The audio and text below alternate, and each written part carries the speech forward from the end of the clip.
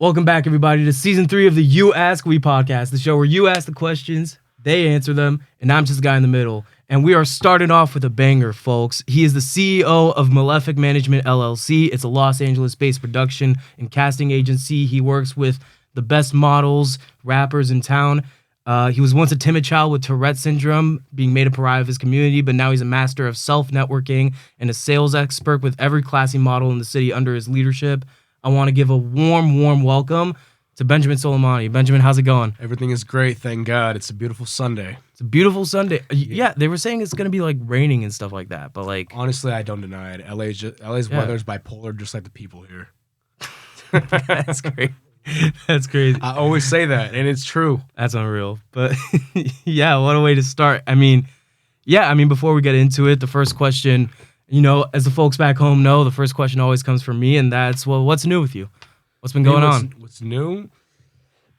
Excuse me. One, I have a cold, but I'm still able to make things happen. But two is that, moving up in my job, casting is still going through.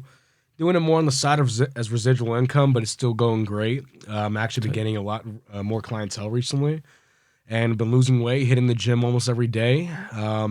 I just had my new nephew the other week, and got 2 nephews, so I'm a 2-time uncle. Congrats, Ms. Alto. Appreciate you, thank you. Ms. Alto. And everything is good, honestly. Life is just growing. Life is elevating for myself, and I'm just enjoying the beauty of seeing that and enduring it, face value, obviously. It's like you said, you've been going to the gym every day? Yeah, I mean, almost every day, at least 4 times out of the week. What gym? I go to Planet Fitness. It's in my area in the Valley. Oh, nice. Dope. Yeah, it's like I box once a week, so it's like I go to Trinity Boxing, like in the Grove. It's fire. See, I would love to get into boxing. Excuse me, but I'm more of a wrestler. Back when I was in high school, I was on a wrestling team. Interesting. Yeah. Honestly, what's wrestling like in high school? I'm curious. Wrestling in high school, I mean, look, the same, regulations apply, when it comes to pro, honestly. That's, it's just a smaller scale. And the way it is, it's actually a lot of rigorous training. I mean, for warm-ups, we would do at least like 100 burpees, for a warm-up. Wow. And if we're punished because, our team was quite rebellious in some cases, I mean, especially in the grade above me, or even below me, actually, we would get punished a lot just because we were a bunch of fucking idiots, in my opinion. We would have to run like roughly 10 times around the track if we're punished, and then still do the 100 burpees, do some suicide, runs. Wow. It was rigorous, and we had to be whipped into shape. I mean, especially as rebellious teenagers, we don't know any better. We're dumb. It's like, what weight did you compete at? 120 to 125. What was your record? My record? I started my sophomore year, and I did my junior and a partially senior year, but senior year I actually quit because we had a new coach, and that guy was an idiot. He was incompetent. Guy was favoritizing people that were already veterans, and then people that he thought were not capable of being on varsity like myself. Wanted to put me on frost stuff as a 3-year veteran. I told this guy to go fuck himself. But basically, repeat the question again. I'm still. Yeah, I mean, like, what was your record like? My record, so I think, wrestling. To what I remember, my sophomore year, I believe I was 5-4, maybe. My junior year, I believe that I was. I don't remember junior year, honestly. And then senior year, I quit, before the season officially started because the coach wanted to put me on some fuck shit. So. But I mean, hey, above 500 record. That's baller. Hey, look, at least I have more wins than losses, right? Yeah, 100%, 100%. I mean, with that, let's start getting into some of these questions. This first one comes from Daniela. She wants to know, like, what's your story? Like, how'd you get to where you are today as a CEO of a casting agency? Well, Daniela, so one, I run a smaller company, so it's not like a big type of thing, but yet I do have a lot of credibility in my work. But the way I got into it, it was quite spontaneous. I used to be an artist and producer, already certified in Logic Pro, which, was a DAW for making beats. Mm-hmm. But, I left that life behind, actually, to focus on this and other matters. But the way I got into it was actually a few days after my 23rd birthday. I was getting a lot of traction for my own music at the time, as far as the public appearance, not the music itself, but the public appearance over social media. And I wanted to just work my way to get more contacts. So there was one project that the woman that inspired me to get into this game, her name is Cindy, and she is a legend, honestly. She's a legend. She does a lot of great things, multiple different industries. She is outstanding. So she was looking for some girls for a video shoot with Mozzie and also this artist from Philadelphia named Kerr. And I just snapped at the bait because I wanted to meet Mozzie. I always liked his music, and now I personally know him as my client. First name basis. He's a really nice guy. In comparison to the rest of Hollywood, he actually has the most humane, approach to how he delegates with people. He's not Hollywood. He's a family man. He's a guardian angel of his own goddamn hood. Up in the Bay Area, well, more Sacramento, but you get what I'm saying, or Oakland. Yeah, Oakland. But like I was saying, she was looking for some girls, to basically get into the video. Wasn't paid. I was just trying to make things happen. I wasn't official with this shit. And the first mod I represented, officially after that day, I got her, and then also this other girl, and this other girl brought, another one of her friends. But she brought one of her friends, and then that's what happened, and then I got into that. I saw like, hey, maybe I could do this management type of thing. Maybe I could try it, because a lot of people, weeks or months prior to that, were telling me like, yo, you should be an artist manager, this and that. And I'm like, I'm an artist myself. I need I'm someone to manage my own career, Yeah. And I can't really manage, somebody else's career when it's like they don't really want it like that. They don't want to put the work in, and that's why a lot of artists are not, candidate potential for being managed by anybody. Because look, if I'm gonna represent somebody, I gotta be in proper control of my own regulations with this guy. We have to come to an agreement. But if an artist just sitting around jerking off and smoking a backwood all day, and not investing into his career and just lollygagging, essentially deluding himself to thinking he's somebody special and relevant, there's no point. And there's a lot of those type of cats. I'm not saying everybody is, but the majority, yes, are quite self-deluded. Yeah, end of the day, the motivation's got to come from them, Yeah, and that motivation is not going to come from a backwood. But I mean, I feel like it's like pretty beneficial, like if you're like an artist, like to be an artist agent, like because you at least have like experience with the industry. Like, I mean, for example, like with me, I'm hoping to be a sports agent one day. Like that'd be like a dream of mine, And it's like I feel like the fact that I did like basketball at least in like high school, and it's like I at least like know what's going on, and I like box like every week and things like that. It's like the fact that I like know a decent amount about the sport and like what it takes to like actually do it, I feel like would be beneficial for me as an agent, because I feel like there's a lot of agents out there that like they're fans of the sport, they watch basketball, but they never played in their life. Yeah, exactly. Like the Skip Baylesses of sports agency. There's many of those. It's like you can know a lot about the game, but never played it in your life. But that doesn't mean that you're not able to know everything about it. I mean, information is everywhere. I was not fond of that, and don't get me wrong, I'm always honored and flattered at the time when people want to ask me like, yo, can you manage me? It's like, no, I don't do artist management, but I appreciate for considering me otherwise. It shows a might to my own work, but not to the other side, unfortunately. But the way that I was able to get into this is that I had 3 girls just come by, just trying to get some exposure at the time. And then I was inspired to do so because of the influence of other people around me before, weeks prior, saying you should be in artist management. I said no, but I was still considering some form of leadership in the industry. So I started out with model representations. Spoke to the girl that I was representing at the time. We were very close, but unfortunately, she took a different path. And I was able to represent her, and then within just 6 months, I was able to book for John Gabbana, which is formerly known as Boom Gang, but we call him John. He's a good guy, very cordial person, like a whole 180 in his lifestyle.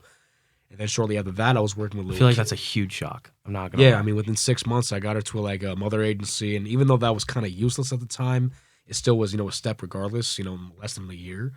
And then I had her. I was booking for John Gabbana. I was working with events for Lil Keed, rest in peace. Ian Dior, and then shortly after Ian Dior, that's when I got my credibility with Wiz Khalifa.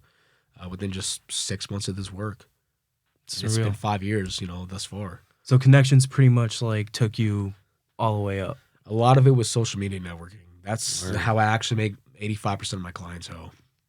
That's great. I mean, I feel like that's how I do a lot of my guest outreach too. Like just through DMs on Insta, like literally, it's like hey, I love your stuff. Would love to have you on the pod. Every time you just gotta put the first initial sentence like, hey, love your work, and then just go from there. Every time. Literally. Yeah, it checks out. And I mean, speaking of connections, let's get into this second one. This second one comes from Paul. He wants to know like how specifically, like what was the stories of how you made these connections with like people like Wiz Khalifa, Roddy Ricch, Lil Durk. So with Wiz Khalifa, this was back in late 2019 in November, a few months prior to COVID, actually. So I only had 3 girls. I only had 2 girls on my roster. It was, like I said, it was just the first 6 months of my work. So I was learning as I was going. I didn't know shit about the industry, to that extent, but I tried my best and I was able to make something shake.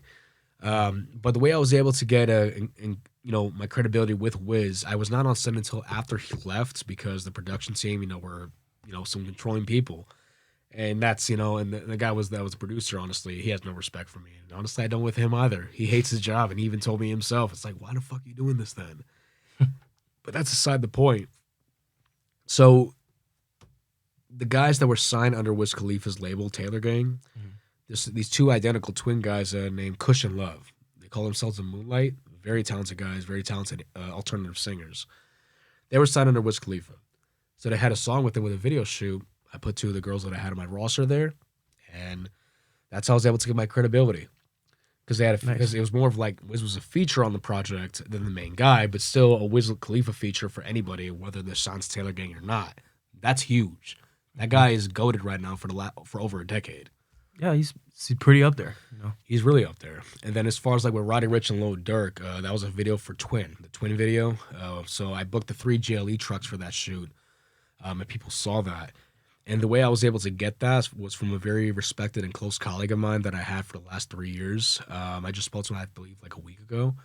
And his name is Jal, really solid guy. People always want to say, mispronounce his name, but that's because people don't know anything nowadays. But that's my guy, though. We book a lot of things together over the last 3 years, including with the work with T Grizzly, believe it or not. But he called me the day before the shoot, and the executive producers were looking for 3 GLE trucks, which I was able to get from my third-party contact out in Ohio because he works remotely. And shout out to my guy, Zach, for that. But they saw the price, and no, we're going to go to Turo. I'm like, okay, this is not going to end well for them. They're probably going to come back. What happens, at 7 in the morning, the second my alarm goes off, they call me. Me and Zach are able to make that happen with 3 GLEs, got full payments within less than 2 hours. The show was at 1 o'clock. They called us at 7 in the morning. We got it done before 8:30. And that's the thing about it. The ethics that I have are speedy. They're quick. It's like if you're not ready to make things happen at an early time or a late time, you are not going to be anything significant. Work your fucking ass off. If you actually want to do something and make your money, like if I woke up, let's say 10 minutes later than that, it could have been a whole butterfly effect in time. I probably wouldn't be able to make $1,000 in a day for myself, nor make $1,000 for 4 other people at the same time individually. If you're not working quick, you will not get anything done. Stop making excuses for personal preference. It doesn't fucking matter about you. What matters is getting your money up so that you could survive, so you could thrive, so you can grow and build your own life. Stop, making personal excuses, just because you're lazy. Just because you're, a bummy sack of shit. You sound a lot like my dad right now, and I love it. Well, sounds like your dad, has a very centered mind. Thank God. We need more, grown adults. He says this as I pulled up, to the studio 30 minutes late. That's on me. My bad, bro. Jeez.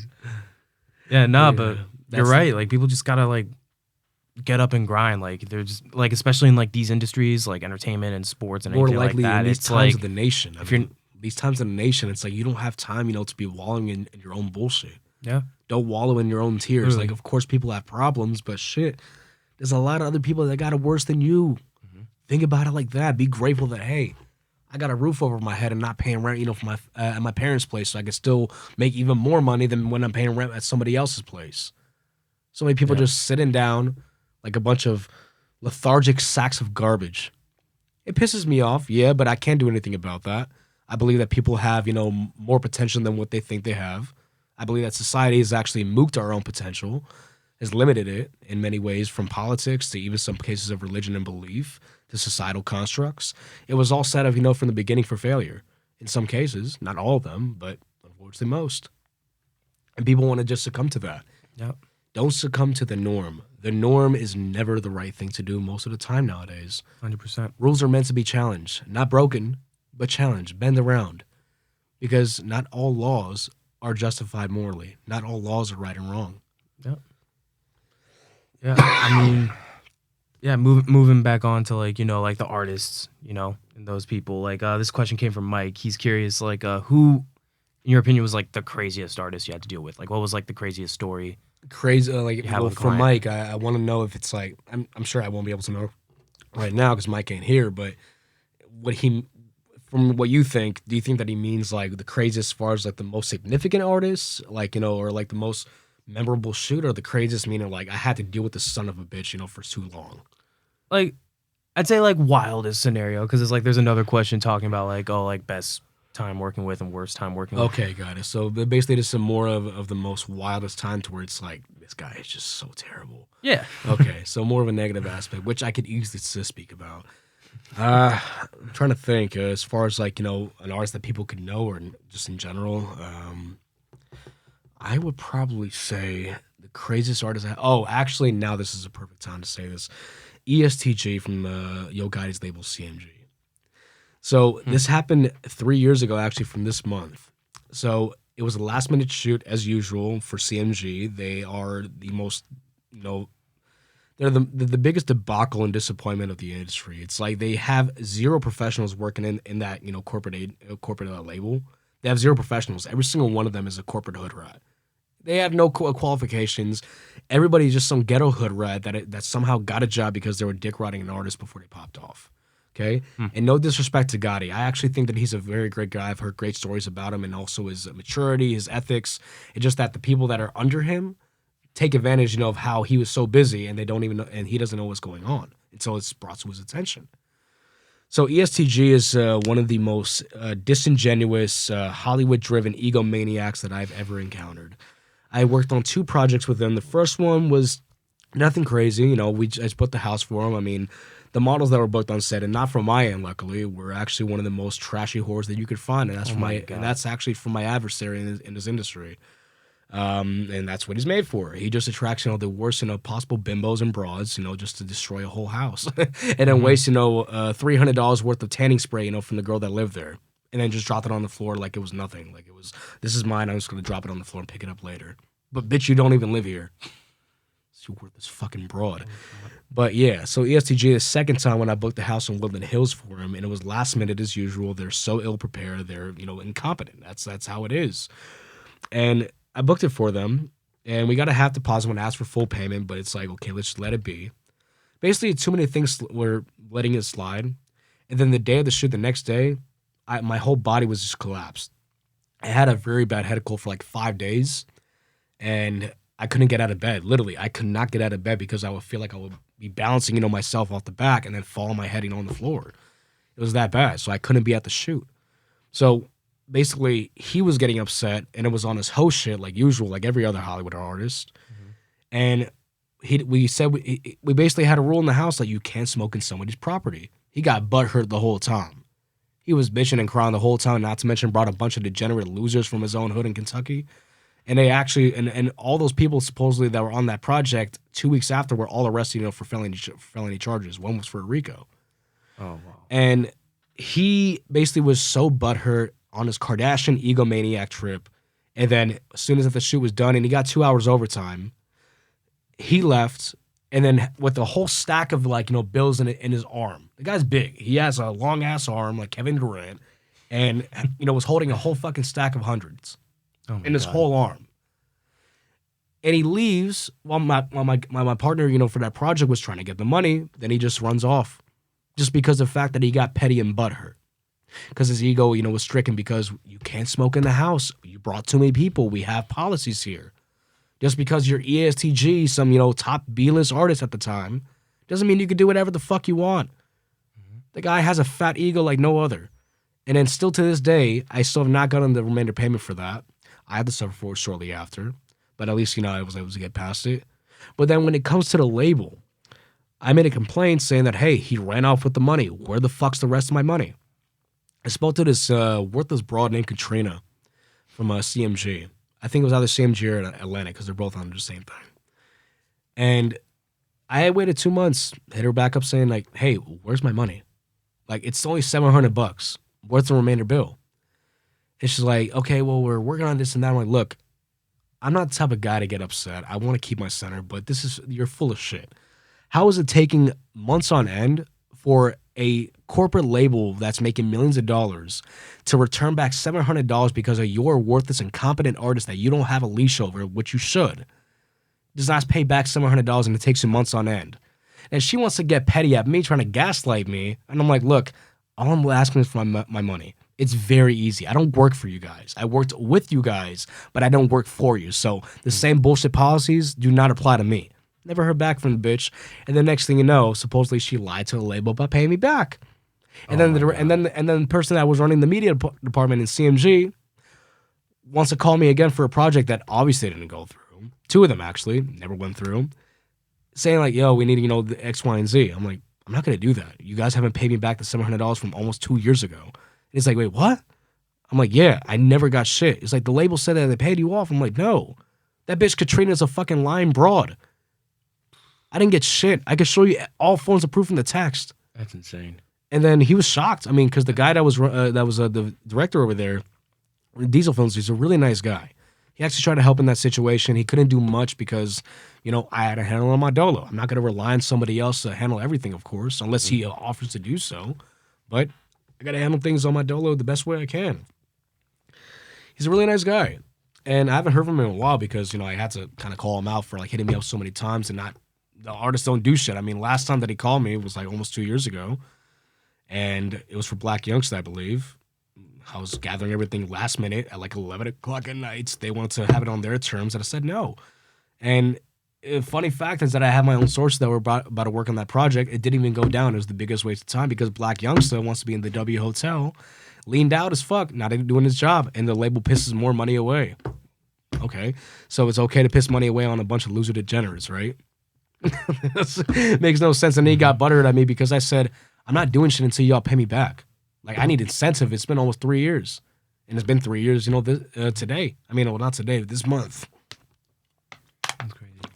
I mean, I feel like just because the guy couldn't smoke in somebody's property. Yeah, it's just... It wasn't a venue. It was somebody's fucking house in Woodland Hills. Like, when like, I considered, like, working in entertainment a long time ago, I feel like that's my biggest fear. And, like, I can't do... Because, like, at least with sports, it's like... People got discipline when they're athletes, you know? Because it's like that just comes with them when they're practicing and stuff like that. Even if they partake in nightlife, you know? That's just being a celebrity, okay? Yeah, but that's like fine. They still got discipline like the morning after, you know? Like at least a little bit. Like, yeah, I mean, entertainment is just like, they're just rock stars. They'll do and luckily we haven't had a Stephon Marbury in the last like near 2 decades, you know? Because that's, where things get a little bit rowdy. You could make a case for John Morant. Yeah, but I'm talking about Stephon Marbury, from back in, I think it was in 04, 05. Like, he was getting arrogant. The guy who didn't want to go to practice, he thought he didn't need it, and then they suspended him before he retired. Oh. Stephon Marbury. He had the Marbury shoes. Oh, yeah, I mixed up with Gilbert Arenas, my bad. But, I mean, yeah, Ben Simmons. You make that case. True, in the case. He's getting paid hundreds of millions of dollars and to then not play ball. Basically, I mean, that's a lot of them actually on the bench. Yeah, but at least on the bench, they're working, bro. It's like... On the bench, like, they still come to practices and stuff. That's not why they're not playing. True. Yeah, I mean, yeah, it's just... Like Ben Simmons is just... Talent, ethics, and also relevancy, to the public. It's like, you can literally be one of the worst, players possible, but if you have, like, a good, social presence, to the public, it's like, you're going to get first string, so, in some cases. Maybe. Sometimes. Yeah, I mean, it's all marketing at the end of the day. Yeah. But... Yeah, I mean that's one of the most ludicrous things that I ever had to deal with, in the industry. Yeah, and they just never pay you. They just never pay me because and Gotti doesn't even know about it. I can guarantee you that Gotti does not know about it. I can guarantee you. And I said this again. I have nothing against Gotti. I have something against the people that work under his heel. And I say that because they work really under his heel. They are not anything relevant. Because they're the ones you dealt with, really. Yeah, I didn't even deal with. I met him before, on the first project with ESTG. I could have met him a second time, but unfortunately things did not play out because I wasn't there. And that's what happens. That's why I always go on set, the most that I can. Mm-hmm. I am always on set. And not as much nowadays because, one, Hollywood is crumbling. People don't have the money to spend and all that. Like right now I'm actually waiting for a client to hit me up for a project tomorrow, 12 hours, for a house. They want to spend like in between $7,000 to $8,000. I'm still waiting to see if they want to do it. So, Hollywood is just dead. It's crumbling, and that's why. And I'm not focused on that. I have, 2 different incomes, about to make my 3rd soon. But with Gotti, he's a grown man. He's a veteran. He's not a child. And ESTG's, roughly the same age as us. So he doesn't know about this stuff because he doesn't have the time to be entwined into it. But if you have the ability to bring it to his attention, the guy's got to fire like literally a dozen people at once. I've heard it and seen it before. Mm-hmm. He's a man. He's a grown ass man. He doesn't have time for none of the younger pesty nonsense that obviously his artists want to cause. And people don't even know that they're wasting tens of thousands of dollars per project when an artist doesn't even come by. Like, why are you pissing money away and then nobody reports to him? Because they could just get their check regardless. Because if they don't report to him saying that, oh, this artist didn't come by, we wasted all this money, they're not going to get their paycheck. So they're just using this guy so they can get, run off with the check for their own incompetence, for their own inability to put their artists in their place. 100%. It's all about who you surround yourself with. Exactly. You want to surround yourself by corporate hood rats? Shit. You're not going to get anything done no matter what your ego or reality tells you. I mean, yeah. I mean, now we can kind of turn it around. This next question comes from Daniel. Speaking of the worst experience you had, let's turn around. Who's someone you had the best time working with? Good to say that, actually. I need some positivity today.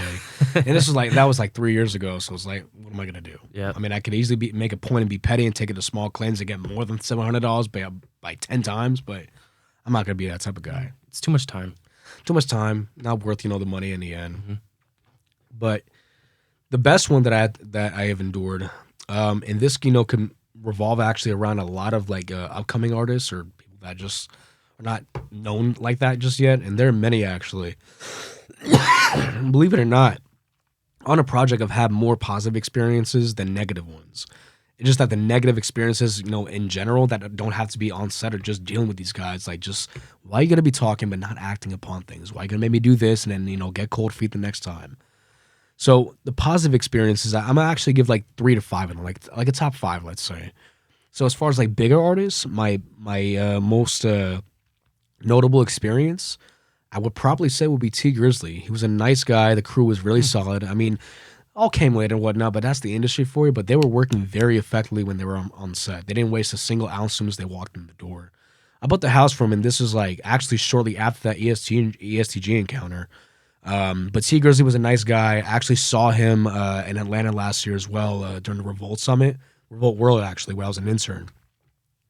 Excuse me. And, said, what's up, how you been, yada, yada. And we just connected, honestly, and I was able to get his manager's contact as well over there because his manager wasn't at that shoot in L.A. But he's really great, really nice guy. He's a father. I always respect fathers that are present in their kids' lives, especially in this industry where they promote degeneracy and, women being single mothers and whatnot, incentivizing that. It's good to see that he's at least active in his son's life, which is beautiful to see. I mean, that's great. Yeah, very great. And it still is, very, still in a relationship with the mother of his child. At least from what I saw a few years ago. I don't know what happened, but if anything has. But he's one, and then two. I'd probably say one of my top clients actually for the last couple of years. He's from Baltimore, YG Tech. Guy knows how to do business. He just straight to the point. He does not waste a single ounce of time just lollygagging or whatnot. And that's why he's actually successful as an independent artist, more than most artists that are signed to a label. He has his own money. He has, rights to all that he has. And then not to mention, he's an entrepreneur. He has multiple businesses at the same time that are thriving constantly. And he's one of my top clients. And whenever he does come around, I'm always glad to see him around because he's a good person. I mean, he hasn't came to LA in a bit, but nonetheless, it's we're still in contact regardless. And I always make sure he's in good care financially as far as the price. Just because he's earned that merit. It's his ethics are far beyond any most artists that I deal with. And I think and when we had our first shoot, actually, I booked 4 girls and also a Lamborghini Urus. And we connected quite well. Really solid dude. I personally think of him as a really great artist, talented. His business skills are far beyond anybody else you might expect, especially out from Baltimore, where it's very difficult to even survive out there in some cases. But he's running his career up very nicely. Not to mention he's also present father as well to his son, which I could always respect in this industry. It's always good. Always good. I mean, look, it's God, men, women, and children. Take the father out, everything crumbles. That's why we're in this place today. 100%.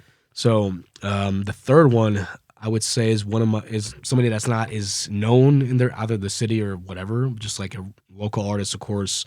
One of my clients named YAWP. He's actually from Costa Mesa. Really good guy. Again, he's a father, of 2 kids, very present in his life, and very civil with the mother of his child. Even though they split up, they're very civil for the kids. as an example. And we're actually about to talk today because I got him a feature with somebody. Don't want to put that out because that's his business. I know he wants to make it like more of a surprise to the public. But one of my close colleagues that I knew for like 7 years actually, and he was signed to Atlantic, for a long time under Pharrell. He got a feature with them because of my end.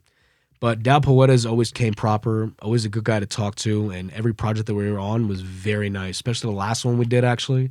I bought 2 girls, just for running on projects. He really stepped his game up as like, a local artist, as somebody that's, molding into his own person and personality publicly. And his music's getting a lot better. He's shifting more from rap and hip hop to reggaeton. For his Latin, ethnic background. So it's really nice to see that he's transitioning and switching up a bit. Really nice guy. I would consider him as a good friend. I think he's a solid dude. That's right. Then the last 2 I'll try to make brief. I will probably say one of my clients out in Virginia, and he should be coming back this summer actually for a project. Oh, nice. Mike T. He was recently endorsed by Montana 3000 after the feature and video they had. That's my dog. We always call each other, and he says, my dog, my dog. I'm like, what up, my dog? He's a great dude. His ethics, the way he's able to spend properly and really heavily invest into this industry, and it's not even about the money. Like, we actually talk, here and there, honestly, on some personal shit, just like seeing how we doing like that, And I'm proud to say, like, within just a year of him, pursuing music seriously, he's been able to do a lot of things. I mean, this guy he's outstanding. He's talented, and it just 1 year of his career, he's already been able to get a lot, from that. And shout out to him actually because I'm about to get him on the GTA 6 soundtrack for a song. That's amazing. Yeah, I got that shit for him. That's actually. unreal. Yeah, no, I still have one placement open for that. If anybody wants, you better have $6,000 at least. That's insane. Yeah, but it came with contracting and everything. But I got him that actually, and I mean, how'd you? I mean, did you get in touch with like Rockstar? And that's well, no, it's actually from a media company that is more connected with Rockstar directly. They're more of a distribution media label. Word, got you. So they were the ones that provided that to me, and I actually did my research too, on them, and it seems pretty legitimate, especially from the sources that I do have. So I was able to make that happen. I was about to get a second client actually back in February before I turned 28. But unfortunately, that guy got cold feet. After he signed the contract, it's not that he didn't sign it in general and just ghosted. Like, he signed the contract and then got cold feet. That's rough. That's a pain in the ass, especially when the guy's like literally on the other side of the world. Yeah, that's rough. I wish everybody the best regardless. Yeah, I mean, are you like personally like into rap yourself? Like, do you listen to rap a lot or? Yeah, I grew up on it actually, but nowadays I've actually been more into pop and like alternative in some cases. Like, even remixes. Like, I've been delving into more things. Like, melodics is what I love. I love people singing. Like, I listen to The Weeknd is one of my favorite artists for like the last decade straight. I don't like his 80s pop type of vibe, but shit, The Weeknd, I still give him props. Yeah. But I listen to The Weeknd. I listen to Realist K, and Realist K is an upcoming artist from Toronto. I really hope I work with the guy. I love his music. And then like I would probably say like a lot of like TikTok, mixes. I'm not gonna lie. A lot of music on TikTok or IG Reels, I actually Shazam that shit, and it sounds good. I'm not gonna lie. A lot of social media, like I feel like a lot of people don't give TikTok credit for like putting people on music. Yeah, that is the case actually. Yeah, I mean, people don't give him credit for that, but honestly, I understand why they don't give him credit because TikTok is fucking up the generation after us. It's like, it's sheer poison. It's Chinese propaganda. It's a CCP, tool for spying on us, and that's what you call infiltration, without making a move. Like, yeah, I don't support TikTok. I'm actually glad it's gonna be banned soon, in my opinion. But if we're able to fix it up, like we could buy it from Jack Ma, American, like literally an American investor could buy from Jack Ma and then have it like a bit safer, for Americans to be on that without being spied by a bunch of, global warmongers like from China. Yeah. I mean, personally, I'm happy TikTok's going away too. Like, I'm kind of happy about it because it's like, I use TikTok a lot, obviously, like for posting and like for scrolling myself. Hey, but look, that's what Instagram is for. And Instagram literally does everything that TikTok and formerly Vine. I mean, that they put Vine out of business. We all know that. But it's also like with Vine, like when Vine shut down, how it was. It's like, there was like I saw like a month where it was just like, man, like Vine's done. Like, it's weird, like scrolling somewhere else. But then you get used to it eventually. But it's like TikTok, like the thing with Vine though, it was just different because it's like Vine didn't have like TikTok's like algorithm. It accommodated to the generation that was beginning to have low attention spans. Like people couldn't watch it for more than 5 seconds. At the time, like that's when it began getting traction because people's attention spans started like dumbing down. Yeah, but TikTok now, the things that go on TikTok, such as like, I'm certain you see like on TikTok, like there will be like a movie clip and then like Subway Surfers like playing like under, right? Yeah, I find myself straight up getting hypnotized by that. And it's like I have the app, but only because sometimes I have to make submissions when it comes to TikTok campaigns to make money. Well, yeah, but I am barely on that shit. I just use it so I'm able to copy and paste a certain profile, submit it to the client. If they want that, boom, I make money. Anything else, I'm really not on that. Yeah. It's beneficial not to be on it, honestly. Very much so. I'm more on Instagram actually, and that's more of a continuous thing. But I even know when I need to be off of it, of course, and when I should come back on it. Sure. It's all about discipline, and it's like a lot of people don't realize that this artificial dopamine is actually taking years off people's lives more than smoking or anything else. Yeah, straight up. And take it from living proof because I have such an inhumane amount of dopamine levels that where my healing factor is actually, very strong. Like that's what I'm saying. I'll be fine within the next day or two after this cold. I've only had it for a day, but I'll be good by tomorrow more than likely if I take care of myself. I have a strong healing factor. And then not to mention my lifespan is actually further than most people that I know. I'm gonna last longer in life than most people that I've gotten to know. It's already sure that I'm more than likely gonna be in my triple digits by the time that I die. And that's because of my Tourette's and ADHD. Because with that inhumane amount of dopamine levels for somebody my age, is that I'm able to live longer because of that. And I'm actually able to counter the artificial dopamine that is given over social media, so I'm able to still have my dopamine levels in check. But other people that don't have the same levels of dopamine that I have, or even the vitality pool that I do have, they're not, as immune to that. So they're literally shaving years off their life just by having that artificial dopamine, instead of having their authentic dopamine by their biological standard. Sorry, I just bit my tongue. Yeah, I mean, moving on. This next question comes from Shani Two Down. Two Down, Bitcoin. If you guys don't know Shani, check out the Shani Two Down episode. Great flick. He's curious. Who's your top male model? Bro, shut the fuck up. You already know exactly what I'm gonna say. You know it's you. Like you're not dumb. Stop trying to troll the people. Leave that to Worldstar on TikTok. Bitcoin. Yeah, he is my top, male model because I don't have a lot of male models on my roster because I focus on females. We all know we'd like to see, more females in videos than guys. I mean, who wouldn't? It's even some of the females, themselves, they like to see more girls, on camera than a guy. But nonetheless, he is actually, the top paid right now currently, and I don't have a lot of those castings, but whenever they do come around, he actually is the top candidate that's always chosen by the client. It's like, he has a great presence. He knows exactly what he's doing. He's experienced, multidimensional, and put him into the ring. This guy, is going to make a knockout 3 times over. He's just a great guy, honestly. He's outstanding. He's a genuine human being. He knows, who he is.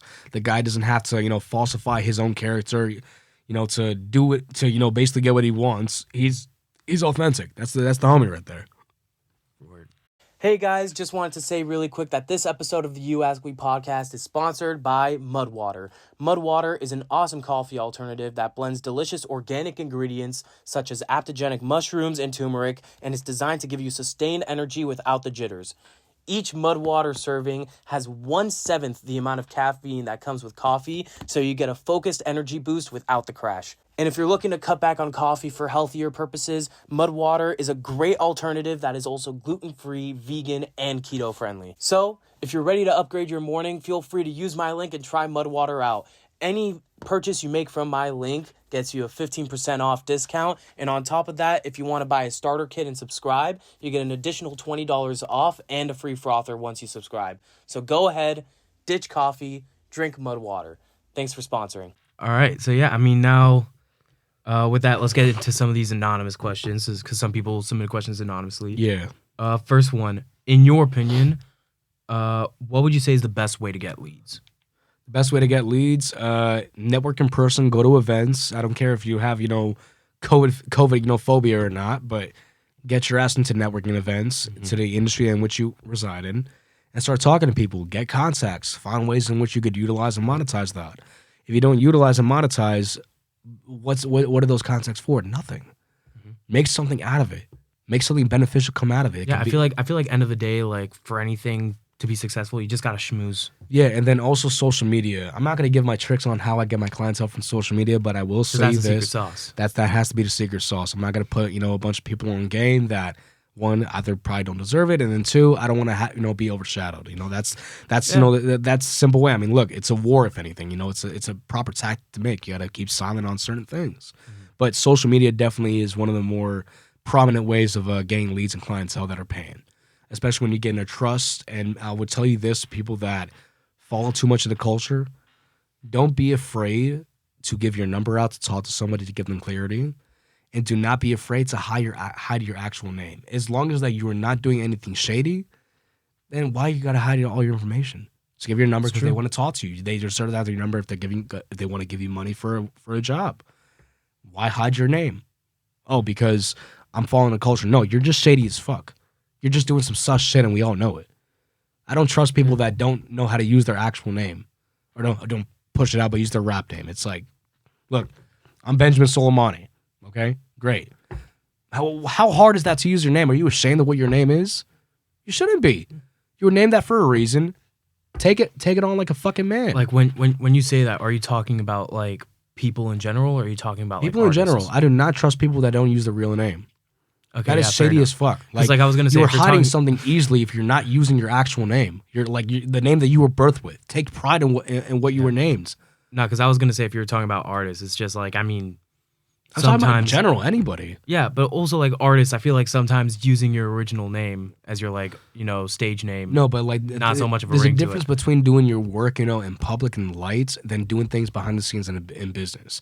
In business, I gotta know like, hey, how should I address you aside from your artist name? Like, there's a lot of people that want me to bring them clientele, but they can't even give me their name. Some of them are dumb enough to even say, "Oh, just hit me up over IG." Like, I would need your number to make things happen. Yeah, I'm not doing this fucking shady, hood business, bro. I'm an actual entrepreneur. I'm not some type of shady, sack of shit like yourself. Get the fuck out of my DMs. I'm not gonna give you a single dime if you can't provide me, very basic information that everybody has to offer, but you want to hide that. That only proves more that you're nothing but a shady sack of shit. Every time, 100%. every fucking time. I don't trust people that do not embrace their actual name. You are given a name by your parents. You got to embrace that. Take stride into that. You get a name, take on that. Doesn't matter what your name is. You were named for a reason by the parents that brought you into this life, and you should be grateful for having them. My name is Benjamin Soleimani. Benjamin. That's the son of the South. We both know that. Of King David. Mm-hmm. And then there was the tribe of Benjamin. My Hebrew name is Mordecai for a reason. I take pride in that. Props to you, brother. Yeah, this next question. What would you say sets Malefic Management apart from any other agency? Ethics. Integrity. Doing good business, just making things happen. Simple as that. Straight to the point, no BS in between. And then not to mention, I don't flanderize myself with the girls that I represent. Well, that's a good. Yeah, because other agencies will do that. And look, do as you need. I could judge if I want, but I don't approve of it, but I'm not here to control you.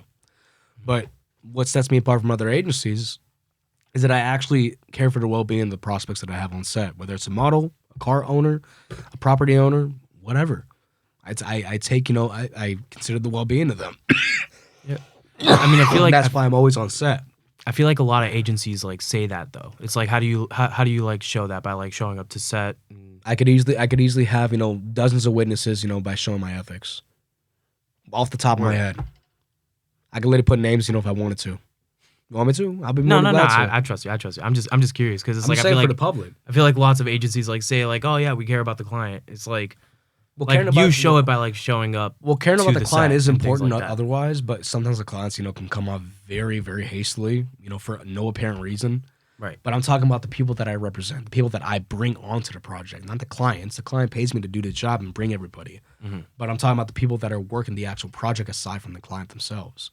These are my prospects. These are the people that I work with, like the models that I bring. I'm always on set because of the fact of, let me tell you a little brief story about why I do it more nowadays. So there was this project, it was last minute. It was actually with one of my top clients at the time, but he hasn't been around for almost 3 years, so he doesn't get his discount anymore. But I wish the guy the best regardless. He's still doing good. He wanted me to get 4 girls and for like, a shoot the next day, right? Just like a couple years ago. And I made it happen. I put my go-to girls, at the time. I have 4 girls that I always book, together because they work well together. They're like A1 as can be. And I had to leave, to a meeting to give a tour for a venue that I was going to book. And this was like roughly around the Halloween season. So I was going to hopefully make some more money. And when I leave, as soon as I leave to go to a second location nearby, and there were other artists that came onto that, scene that I didn't even know about, actually. Some Japanese artists. And they inappropriately touched one of my prospects because I wasn't there. Oh, my God. And that's why I take care of the well-being. I felt so bad because it's one of my top, prospects that I have. And she's still with me today. And God bless her regardless. But this is why I should be on set. And I should not leave, by any means. Honestly, I could easily, reschedule things if I needed to, or at least push it back like another hour. People could wait an hour. It's not a big thing. But I felt bad because I wasn't there to like stop that. And people saw it, but nobody wanted to do anything because the artists are paying and so forth. I wouldn't give a fuck about that. I would have told the Japanese artists, like, bro, do not pull that shit. Do not fucking pull that shit. I don't give a fuck 100%. Who you are. 100%. Yeah. This next question, speaking of that, someone submitted a question. Has being a Republican affected business at all? Surprisingly not over the years. Like, people got used to, how things are in politics. And yeah, I wouldn't say I'm Republican exactly because there's so many rhinos out here that I would never even support. I mean, even ones that seem like they're great, I just would not vote for myself. Right. I'm more of a conservative because it falls in lines with, what Republicans do nowadays, but you got to keep in mind it's a wide spectrum politically. There's even conservative Democrats. There are liberal, liberal Republicans. Like, there's different levels to this shit. But as far as like me supporting Trump, let's say, to be exact, because that's what people would mean, if anything, probably nah. In some cases, yeah, but not on a mass scale. There's been a few petty, little bitches and pussies that want to say you're a racist, you're a bigot. Like, no, how am I a racist when 3 of my best friends are African American and one was actually mixed with Hispanic too? How the fuck am I racist? No, my best friends are African American to this day.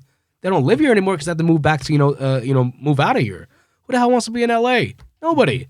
Like, people are only stuck in LA because they either have to, they don't have the money to move out, or because they have no other choice or their work is here. But my guys had to move, one of my best friends had to move move to Texas. So he just wanted to move out there because simple, quiet life, and that's respected. But he's been one of my best friends for 15 years, and he's black. Mm-hmm. How the hell am I racist? They have nothing to say, of course. It's always just left on red. Cry about it, but then left on red when you call it out for your bullshit. And that, leads into the era of narcissism and pride. One of the most evil sins that a man can have is pride and ego. Pride leads to wrath. Wrath leads to lust. Lust leads to greed. Greed leads to sloth and gluttony, etc. It's a whole chain effect. Mm-hmm. So, in some cases, yeah, but nothing that's, very significant. Because if people really going to care about political views as far as doing business, they're not going to get far.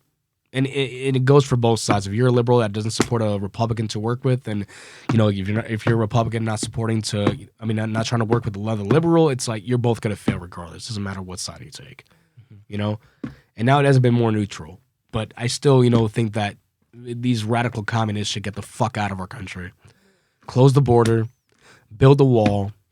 Get Joe Biden the fuck out of office, arrest every single bastard that started looting and rioting, during the BLM riots, bring accountability, fire at least half of the White House. Mm-hmm. Get every single one of those garbage, swamp-sucking politicians the fuck out of our country.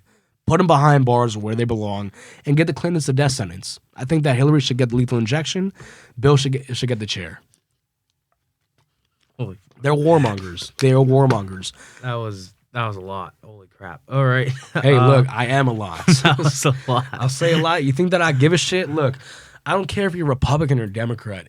There's a moral line between everything. Okay? Building a wall is not racist. I'm sorry to tell the people at home that are crying about it, saying same shit about me, like, oh, he's a racist. No. Building the wall will stop illegal immigrants that do not care about our country, that do not respect our nation or our heritage and culture. They do not respect the people that are there. Look what's happening when it comes to El Paso. People are not respecting civilians. They're attempting to try to kill them just for the fuck of it. Look what happened in New York. A cop got kicked, in the face when he was already down by a bunch of cartel bastards. We do not need this. We do not want immigrants coming here illegally. There's a process, there's a due diligence and a due process that needs to be done before they're actually allowed to be in the country properly. And as far as immigration, it could take a lot easier, like a lot, shorter time to do so, in my opinion. I believe there should be like, a certain cutoff time, to become a full-blown citizen instead of waiting like over a decade. I mean, my grandmother, before she passed, she's from Iran, I think it took her like almost 15 years, when she was in the country to actually become a legal citizen. That's a little bit too much. That I could easily admit is taking way too long to get the same rights as every other American. Yeah, you have to earn your way, but I think that should be like, a certain time frame to get it all done. A much shorter time frame. 100%.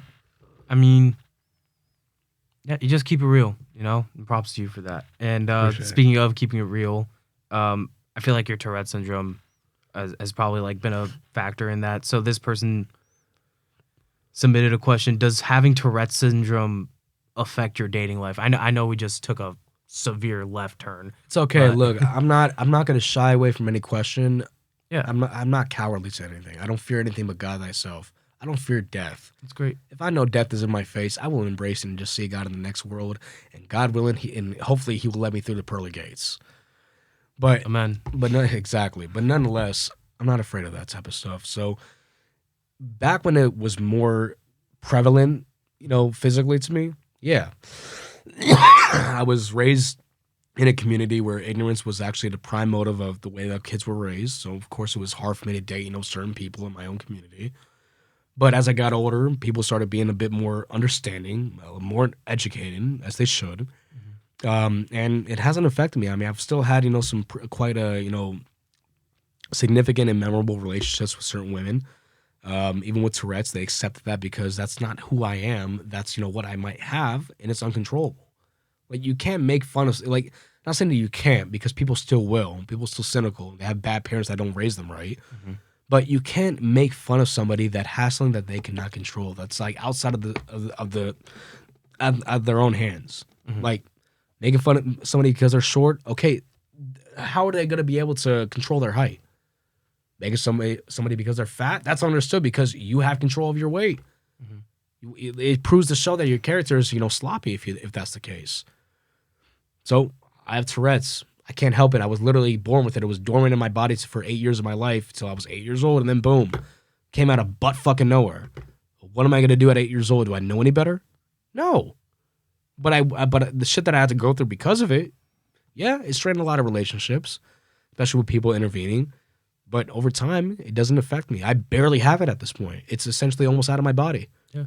And I actually have gained more physical benefits from having Tourette's. It's literally a curse to a blessing.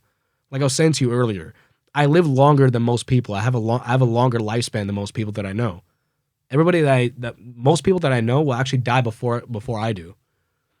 I have a longer lifespan. I was blessed with that. I have a longer stamina. I have a much more stamina than most people. My dopamine levels are off the charts. My vitality pool, my healing factor is great. I got hit by a fucking car a few years ago in 2018. The guy was going at 30 miles an hour. Holy crap. I still can say to this day, I never had a broken bone in my life, even after that. I healed within a month. Still working with back-breaking labor at a hookah lounge with a fucking fractured tailbone. I still did that. A month later, I healed. Wait, but it's like, how'd you even get hit? Like what? I was on a fucking bird scooter. Oh my God. I never taken them things again. Never. You gotta be careful on those scooters. That was 6 years ago. This is back when I was still an artist and not knowing what the hell I wanted to do. That's insane.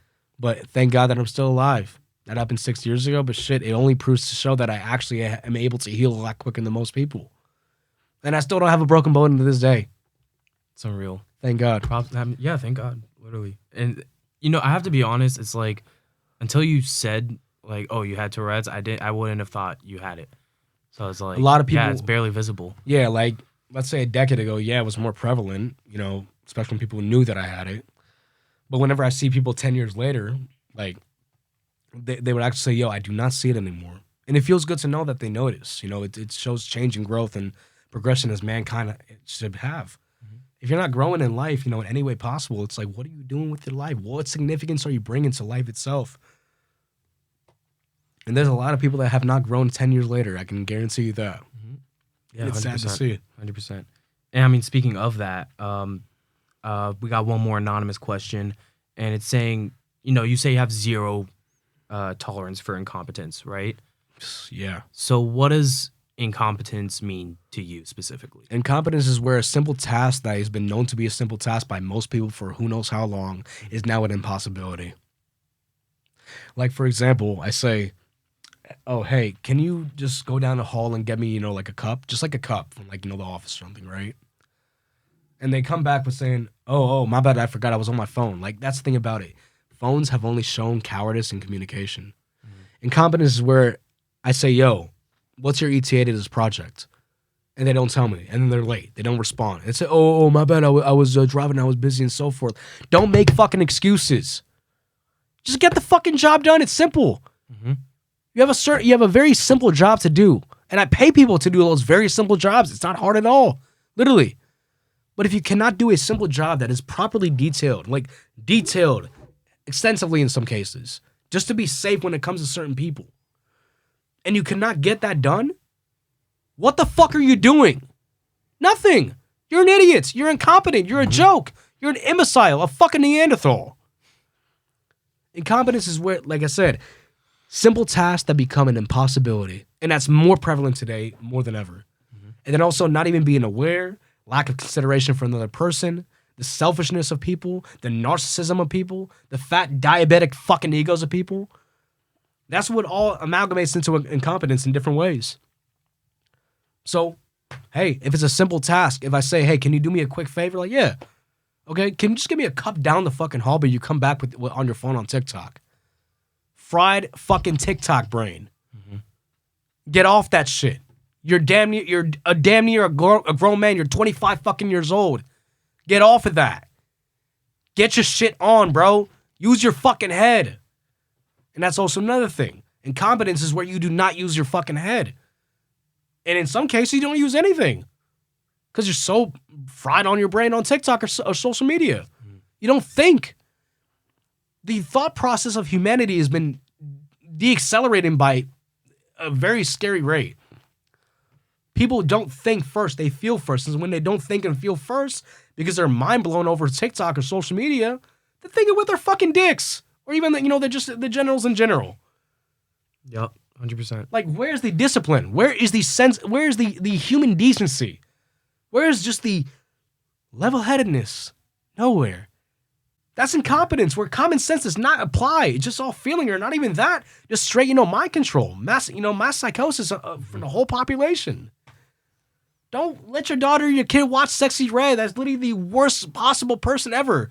That's incompetence when you're letting your kid, like your 3-year-old kid, watch a fucking degenerate. A very ugly one at that. Like, ski, no. And don't have, the class full of kids, be singing that shit on TikTok. That's fucking ridiculous. You know what I want my 3-year-old to listen to? Classical music. Let the kid walk around with classical music. He's not going to know what it is exactly, but he's going to like it probably. Kids are born, babies are born geniuses, but society fucks up their own IQ. Yeah. I mean, it's definitely at least got the potential for it, Every child has the same potential as another to be a genius, yet society corrupts their own IQ and intelligence. Every time. And it's only becoming more and more prevalent, more normalized, more regulated. It's nurture over nature. Absolutely. Nurture over nature. And that's I like how you said that. Nurture over nature. Don't let nature get in the way of the instinct of love itself for your child or children in general. Like, the next generation are the children. That is the king. The king are the children, because they're going to take the burden on their shoulders that we have right now. And if the children are not nurtured, molded and polished, properly and loved, the future will be for nothing. We are not going to have a future. We'll literally blow up in the fucking space dust as a planet. We'll be nothing. And we actually are nothing in the grand scheme of things universally. If Earth, blows up, with the space dust, who's going to care and who's going to know like that in the grand scheme of things? Nothing. So why don't we make ourselves a bit more relevant, as we grow as a civilization, instead of moving back forwards to being some fucking primitive Neanderthals, fighting amongst each other, causing wars, just for benefit. This is nonsense. Just stay in your lane, focus on what you need to do, and let everybody else, be. How is that so hard? But it seems to be impossible because simple tasks become an impossibility, like I said. So yeah, I mean, listen, the people watching at home, y'all know how this works. I said before, the first question always comes from me. The last question also always comes from me. And since we're in a vibe of spreading wisdom right now, the last question is always, if you had to give one piece of advice to the people watching at home, what would you say? I would say think. Think first and then act when you believe it's justified. Come with a good heart, a fair heart. You can't be too loving. You cannot be too hateful. You got to be neutral. Being in the gray of a black and white situation, which is everything nowadays, is always the most peaceful option possible. And be a beacon of that neutral place in the black and white circle. Be that gray, because you'll be that beacon to unite people. The gray unites, black and white. You mix black and white together as colors, it becomes gray. It becomes unified. And I'm not saying that, being unified is an impossibility, but in this day and age, it's not possible, but we could at least set the example and standard. Mm-hmm. There's nothing wrong with setting the example because you never know where that could lead to, especially with social media being a prime catalyst of how news is getting out or how new things in general are getting out. You never know, somebody's going to be recording and say some good things about you. And that can inspire others, especially the generation, after you, which is the most important thing. The generation after you is what's most important. Mm-hmm. The generation, before us, get the hell out of the way, sit down and let, us take the lead. That's it. Yeah. Think and be in the gray.